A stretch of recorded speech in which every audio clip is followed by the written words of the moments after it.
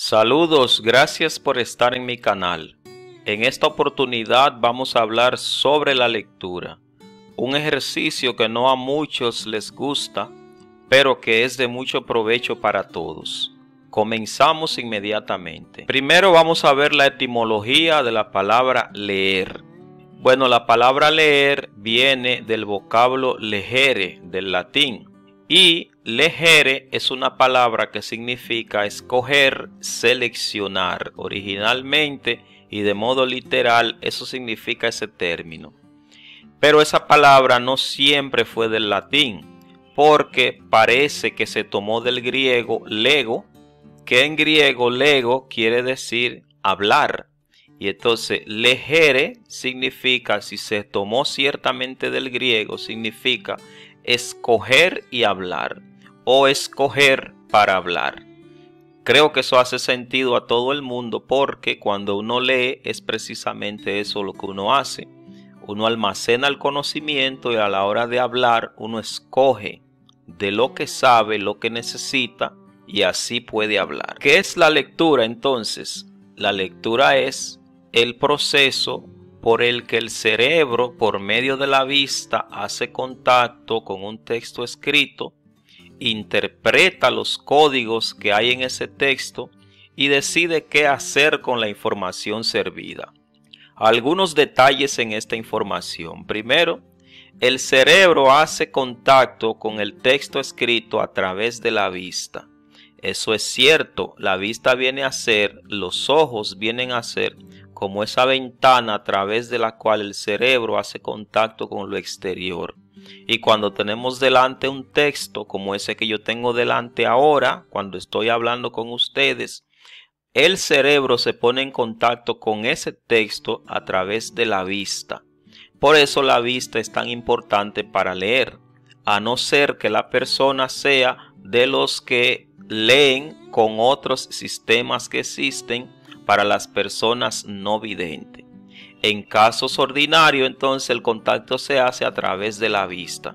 Se hace contacto con el texto escrito y entonces las letras funcionan como si fuera un conjunto de códigos y el cerebro interpreta esos códigos, capta el mensaje e inmediatamente el cerebro decide, o más bien nosotros decidimos qué vamos a hacer con la información que encontramos en el texto del que nos hemos servido. Me parece que es bastante clara esa definición para la lectura, porque la hemos construido pensando en que sea una definición fácil de entender y además bastante práctica. Ahora, ¿qué importancia tiene la lectura? Primero, la lectura nos informa.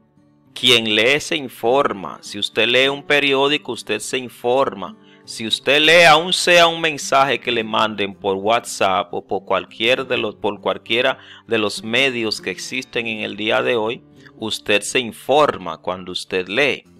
Cuando usted lee, también usted se entretiene. Si lee una novela, un cuento, cualquier cosa que usted lea, también usted se entretiene.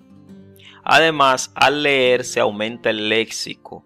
Mucha gente pregunta a veces por qué hay quienes conocen muchas palabras y hay otros que no.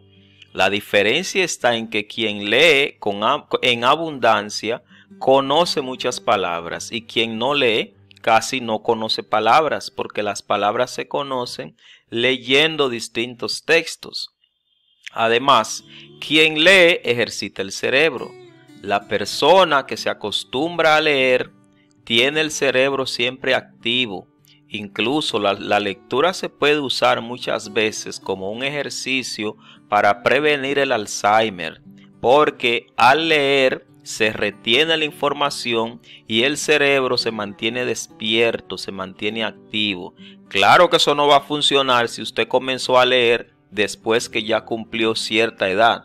Para eso funcionar tiene que ser que usted tenga ya una cultura de lectura hecha, que usted haya dedicado gran parte de su vida a la lectura. Además, quien lee se educa. Definitivamente, aunque haya miles de redes sociales y miles de cosas como las que existen en el día de hoy, No hay nada más importante para la educación que la lectura, sea en un documento impreso o sea en un documento como los que existen en el día de hoy, que son documentos en formato digital. Pero para la educación, la lectura es fundamental. Por más moderno que sean los sistemas, la lectura es fundamental para la educación. Además, la lectura nos permite opinar y además nos permite proponer soluciones. Quien no puede leer, sacar un tiempo para leer, no puede opinar porque no tiene que decir, y mucho menos puede proponer soluciones. Por eso, la lectura es importante.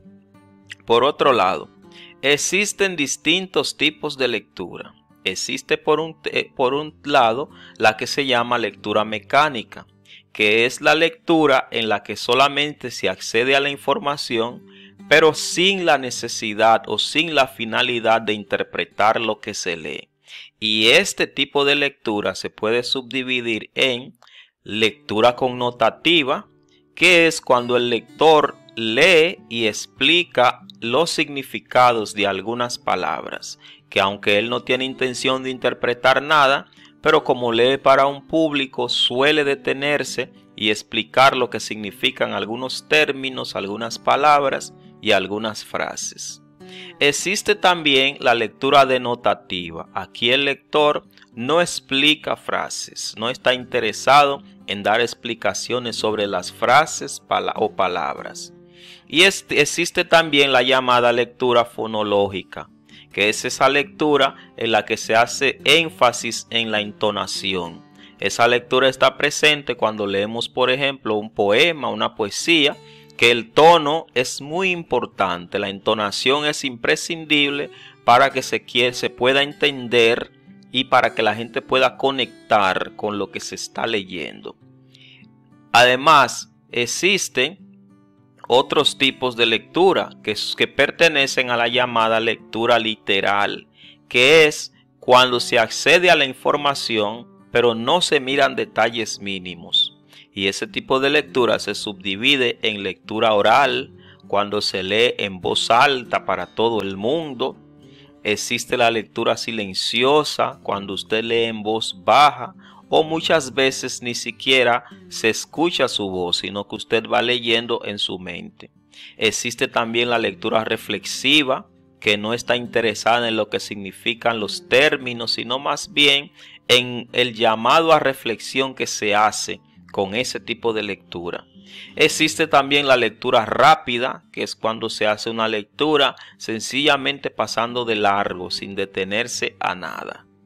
Y existe la lectura diagonal, que era la lectura que hacíamos en la escuela cuando llenábamos cuestionario, que pasábamos el dedo rápido y nos deteníamos solamente cuando chocábamos con una información que andábamos buscando. Ese tipo de lectura casi no se hace en el día de hoy, pero todavía hay estudiantes, sobre todo, que para llenar algunos cuestionarios en los lugares y los maestros que lo usan todavía naturalmente, pues van a necesitar ese tipo de lectura. Por otra parte, hay una lectura muy importante que es la lectura comprensiva. ¿En qué consiste? Es la lectura que se hace con el fin de interpretar, oigan bien, con el fin de comprender y con el fin de criticar lo más objetivamente posible un texto. Ahí, para ese tipo de lectura, hay que detenerse y hay que cumplir con algunos criterios que vamos a explicar a continuación. La lectura comprensiva tiene varias etapas. Primero, tiene prelectura, que es el momento antes de la lectura o los momentos antes de la lectura. Existe la lectura per se, que es el segundo momento y es cuando se accede al contenido. Y existe la postlectura, que es el momento en que se interpreta, se critica el texto leído y además se pueden tomar algunas decisiones respecto a la información. Ahí yo decido si creo lo que se me dice o no, si actúo conforme a lo que se me dice o si sencillamente ignoro lo que se me ha dicho. Ahora bien, la prelectura, que dijimos que son los momentos antes de la lectura, tiene una visión general del texto. Ahí se lee el título, se leen los subtítulos, se lee si está presente o si está escrito el autor del texto, se lee, y se leen también la cantidad de párrafos. Si se trata de varios capítulos, se hojea el documento por completo para tener una idea de lo que contiene cada capítulo. Ese es el primer momento de la lectura comprensiva. El segundo es el que se llama la lectura misma, que aquí se accede al contenido. Aquí es una lectura detallada del texto, que consiste en una lectura rápida que se hace primero. Luego se hace una lectura más despacio con propósito, ya uno sabiendo lo que anda buscando. Se acude al subrayado, se subrayan palabras o también se acude al sombreado. Después del subrayado se identifica la idea primaria o idea principal y se identifican también las ideas secundarias. Además de esto, se colocan notas al margen de asuntos que se ven en el texto que se consideran de importancia. Y además de eso está la postlectura, que es el momento en que se interpreta y critica el texto leído. Además, se toman decisiones sobre el texto. Aquí se buscan significado de palabras que no se sabían, se interpreta el mensaje al que se ha tenido acceso. Aquí también se critica el texto y también se pueden hacer propuestas sobre lo que tiene el texto. Además de eso, muy importante, que aquí se vincula el contenido del texto con la cotidianidad. Es decir, es aquí cuando se decide si se va a seguir lo que dice el texto o si definitivamente se va a ignorar. Muchísimas gracias y hasta la próxima.